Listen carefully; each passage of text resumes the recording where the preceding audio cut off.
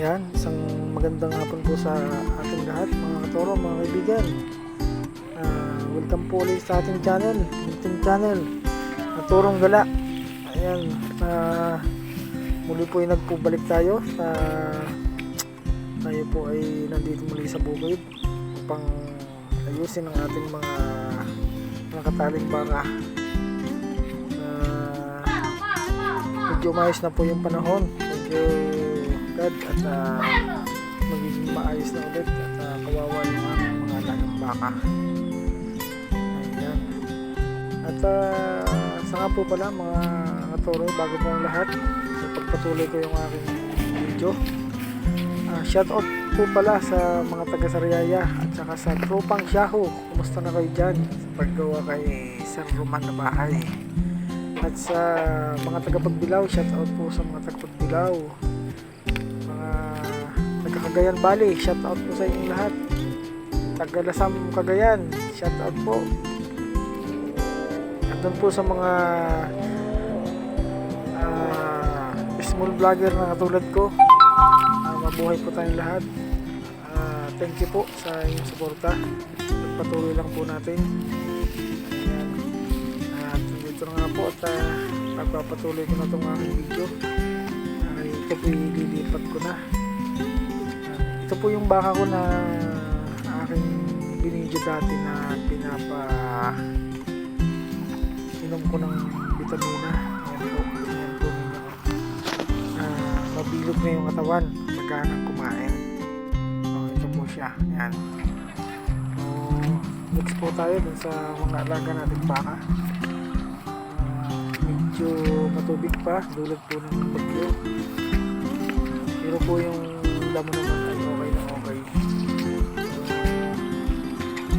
Ito lang po yung aking ginagawa kapag sa bukid, lipat-lipat lang.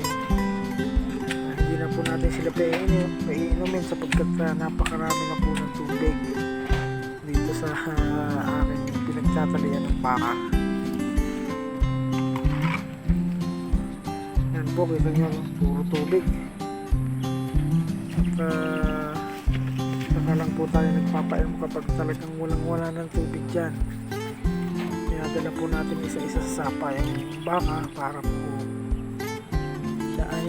sila ay makainom ng tubig. Mahalaga po yun sa baka, yung pag-inom ng tubig. Kahit po medyo kulang sa kain, kapag maayos sa tubig, hindi po mamamayat ang ating mga alagang baka. Ano man po yung mag-inom baka, lipat ko lang ng bahagya.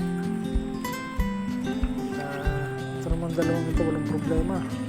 Napakatako ng dalawa na to. Mga isang araw ay siguro bukas susupakan ko ng vitamina yung kanyang anak para mas gumanang kumain. Magana naman, kaso lang mas maganda yung may vitamina.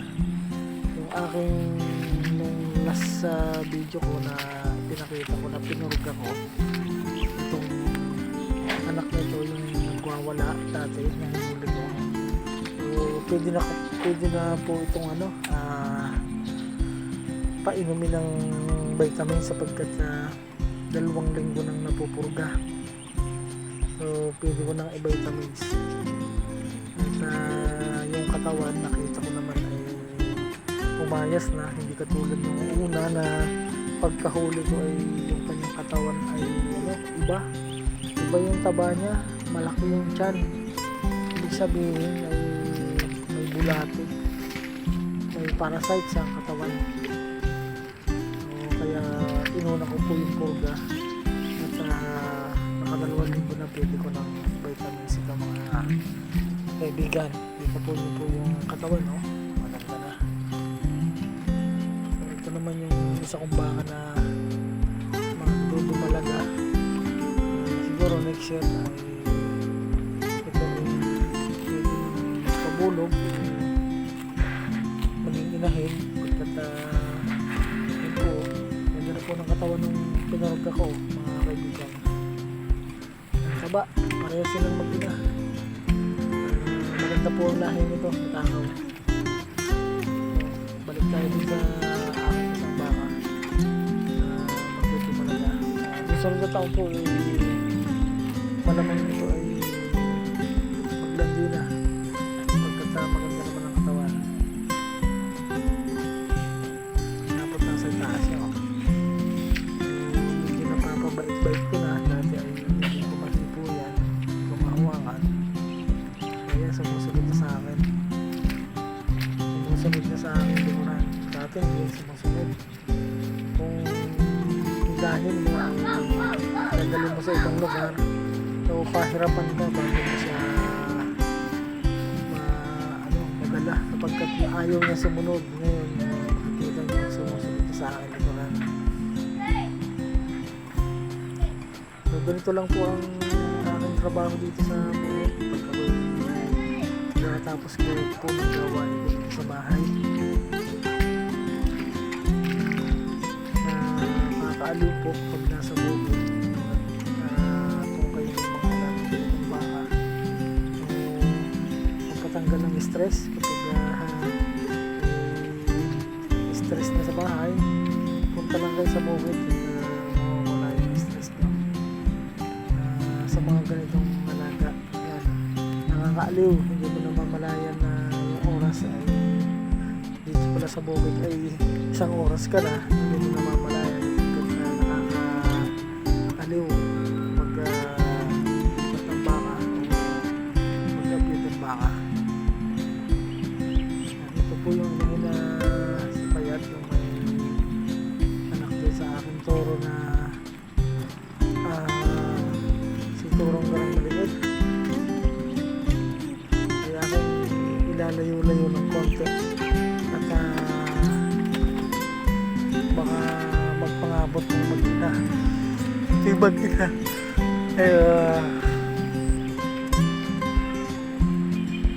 pag nagkikita ay pag medyo malapit ay nasalubong sila, nagdidikit baka mamaya ay magpulupot yung kanilang tali, magkaroon pa ng problema. Ayan po, medyo nilayo natin yung tali sa isang baka. Mahalaga po yun kung kayo may mga alagang baka, sukatin po yun ng maayos na hindi sila magpapangabot. Mahirap na po pag sila ay nagkasabit o yung kanilang tali magsama o kayo pumulupot. Pwede naman po kung parehas ng pinagtalian, pero kapag magkalayo sila po sama. Nga po yung si Payat ko,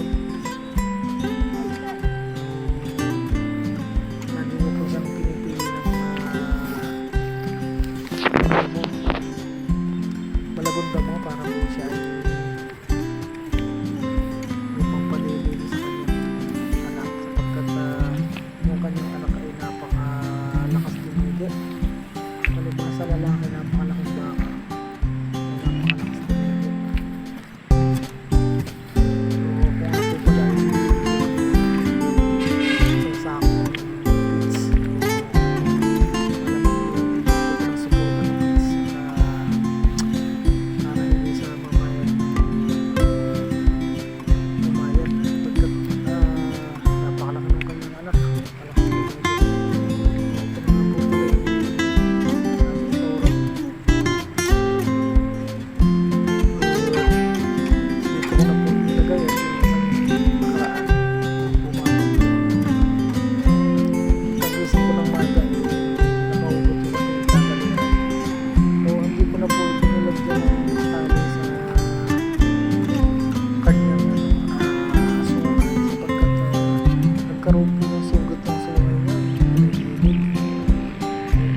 ko sa kanyang ito naman ay okay naman po.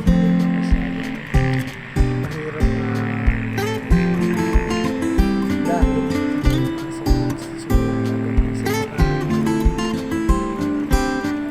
dilipat ko lang po ito ng konti.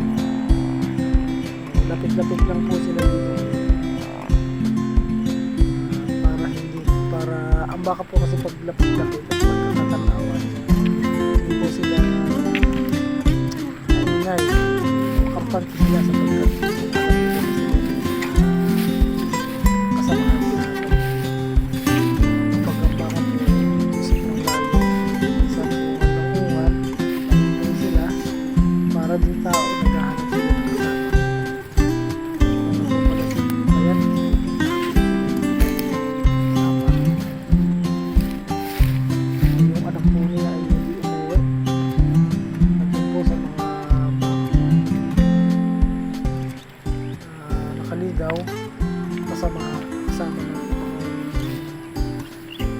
baka nakaligaw sa mga kasamahan ko.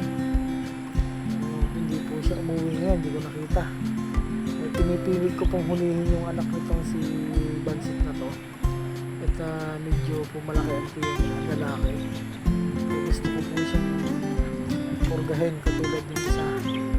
Pag napurga ko, susunod ka na after 2 weeks, napurga ay aking bibigyan ng vitamins yung aking anak nito para po siya ay magmalusog. Hindi ko nga lang po matsimpuhan. Kumukuha ko minsan ng pansilo sa leeg, hindi ko masiluan sapagkat napakailap ng anak nito.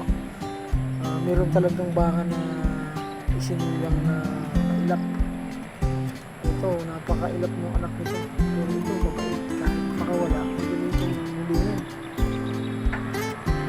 Meron talagang baka na mailap kahit anak ng mabait na mama. So, yan na po at nalibot na itong ibang baka. Mapupuntahan ko naman yung iba. Isang ibang mandulo. Yung pong natatanaw ninyo yung mapuputing batong yan, yan po ay normal.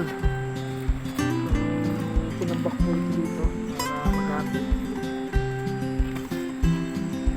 Yan na po pinakalas ko itong tali ni Wild. Itong si Wild naman, ito yung hinuli ko na nako. Siguro umabot ako ng 1 buwan sa paghuhuli dito. At ito yung napaka ilap. Bukod sa mailap ay hindi mo malalapitan. Ito yung natanaw ka lang, tumatakbo na. So, pinagtsagaan kong hulihin. Siguro kasama ng mga ibang mga nakawala akong baka. Nagisan ko ng lubid. Inabot ko din ng gabi. Natsambahan ko naman. So, kaya ito ay buhat noon ay hindi ko na pinakawalan. Kaya naawa ng Diyos ay itong si Wild ay napakabait na baka na. So, siya po ngayon alam ko ay pagkakaalam ko ay buntis na. At siguro may next year ay magbibigyan po tayo ng anak.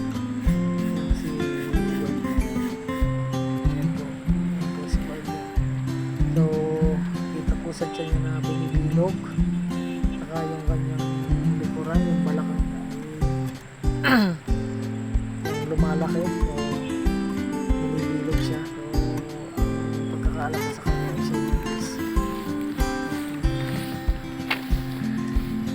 Next year, sigurado tayo magbibigyan ng mga anak. So, nga po. Tapos na ako at ako'y pauwi na. At titignan ko naman yung baka ko na matanda na ng anak. Ito nga po yung daan ko dito. Dito na ako tumakas sa Victor sa may sapa. Salamat at maayos yung panahon. Tingin po yung dating malaking tubig ngayon. Napakaliit na. So ito nga po yung si ngayon ko. Anak din sa akin na nakakalungkot nga lang po at yung aking anak nito ay mahina. So, hindi ko po alam kung susurvive ko mga kaibigan. So yun na nga po. Ito na nga po yung anak niya. Hanggang ngayon po ay hindi na siya makatayo. So pinagtsatsagaan ko lang namin na padidihin. Ibinili ko na po siya ng gatas. Postal milk. Pang-kahit talaga. Pwede sa baboy, pwede sa baka, pwede sa kambing. So, pinagtsatsagaan po namin para mag-ibig. Siya po ay nanghina. At naaruhan ko ng bebe pero hindi po siya dumedi. Ayaw po niya dumedi. So, pinagtsatsagaan lang po namin. Sana po isa'y makaligtas at ako'y nanghihinayang pagkat napakalaki pong baka, napakalahing baka nito. So hanggang dito na lang po yung video. Hanggang sa susunod na video. Bye-bye!